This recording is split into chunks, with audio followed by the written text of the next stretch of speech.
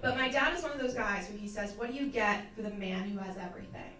And so for his birthday every year, he gives us gifts, like his kids, which is so nice, right? Like a nice guy.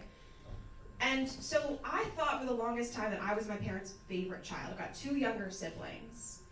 And I don't know if any of y'all have thought about the fact that by being the oldest, if I were my parents' favorite child, they probably would have stopped trying.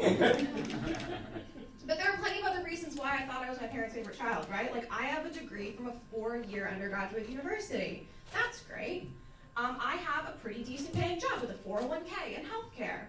I live in Chicago where they live, so I get to see them all the time, and we get to spend time together, which is like a parent's dream. I'm highly communicative with them. I've never been arrested for underage drinking. Or, I don't know, arrested for underage drinking a second time a week later. And so for all those reasons and more, I thought I was my parents' favorite child until my dad's birthday last year. And I know that like the 5 love languages are a thing, and that like people show their love in different ways. And one of my dad's main love languages is definitely gift giving. With the caveat that I also know that how much money someone spends on you or how many gifts they give you is not necessarily equivalent to how they feel about you or how much they love you, unless you are my father. And so for my dad's birthday this year, my brother, who works in commercial real estate sales, so if he doesn't sell a commercial property like a Starbucks or something else that people don't want, then he makes no money. So my brother makes no money. And so to support my brother in his dream as he pursues this career path, my dad wrote my brother a check for $1,000. Pretty steep. He's like, this is to help you pay your rent, pay your bail, I don't know. And that same year for his birthday, my dad got me a pen.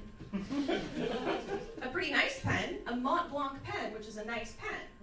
But what that tells me is not necessarily that like, oh, you know, Courtney, he's here to support your dreams too. You're gonna write your jokes, you're gonna write your stories. That's metaphorical, that's beautiful, sure, okay. But what it also tells me is that when my father is, God bless his soul, old and past, he anticipates that I will use that pen to write $1,000 checks for my brother. And I don't know what's worse, the fact that at 26, I do not know how to write a check, or the fact that I've already lost that pen. This year, though, my dad was like, Courtney, you know what, I've heard that joke, I'm gonna treat you all equally and give you all the same gift. So he gave us all $500 Southwest gift cards, right? But like I said, my 2 siblings, they don't live in Chicago.